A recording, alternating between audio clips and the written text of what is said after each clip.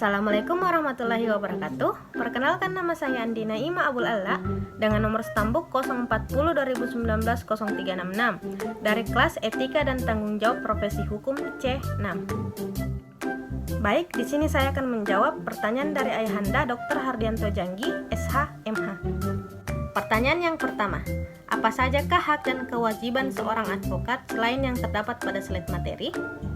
Hak seorang advokat itu antara lain yang pertama, advokat itu tidak dapat dituntut baik secara perdata maupun pidana dalam menjalankan tugas profesinya dengan iktikat baik untuk kepentingan pembelaan klien dalam sidang pengadilan.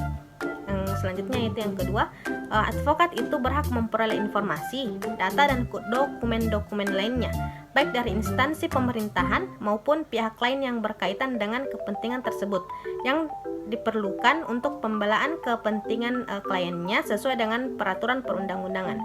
Yang ketiga, advokat itu berhak atas kerahasiaan hubungan dengan klien, termaksud perlindungan atas berkas dan dokumennya terhadap penyitaan atau pemeriksaan dan perlindungan terhadap penyadapan atas komunikasi elektronik advokat. Dan yang terakhir yaitu advokat itu tidak dapat diidentikan dengan kliennya dalam membela perkara klien oleh pihak yang berwenang dan atau masyarakat. Oke, selanjutnya kewajiban seorang advokat. Kewajiban seorang advokat itu antara lain, advokat itu dilarang memegang jabatan lain yang bertentangan dengan kepentingan, tugas, dan martabat profesinya. Terus yang selanjutnya, yang kedua, advokat itu dilarang memegang jabatan lain yang meminta pengabdian sedemikian rupa sehingga merugikan profesi advokat atau mengurangi kebebasan dan kemerdekaan dalam menjalankan tugas profesinya. Yang terakhir, advokat yang menjadi pejabat negara tidak melaksanakan tugas profesi advokat selama memangku jabatan. Pertanyaan yang kedua, pada menit keberapa syarat-syarat menjadi advokat, serta sebutkan syarat-syarat menjadi advokat. Syarat-syarat menjadi advokat ada pada menit ke-503. Syarat menjadi advokat itu ada pada pasal 3 Undang-Undang Nomor 18 Tahun 2003.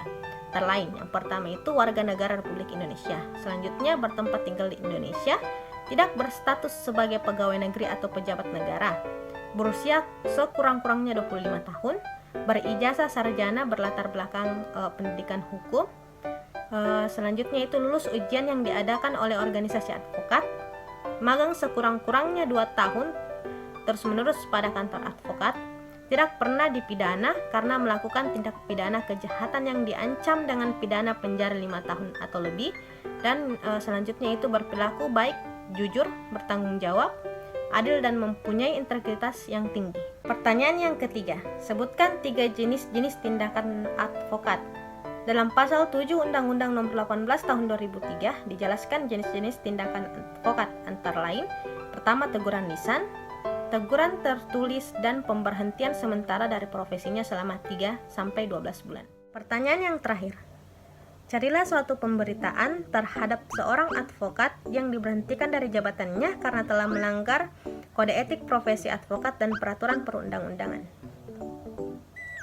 Di sini saya akan mengangkat sebuah kasus yang bersumber dari monitorrio.com, di mana kejadiannya itu terjadi sekitar bulan Januari 2020, yaitu seorang advokat yang bernama Muslim Amir SE SH diberhentikan dari jabatannya selama 1 tahun atau 12 bulan.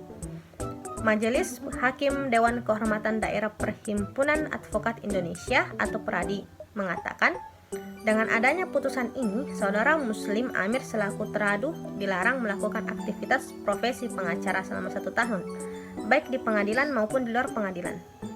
Dalam sidang itu dibacakan majelis di ruang sidang PERADI Pekanbaru pada tanggal 22 bulan 1 2020. Muslim Amir itu terbukti melakukan pelanggaran kode etik advokat dan undang-undang advokat.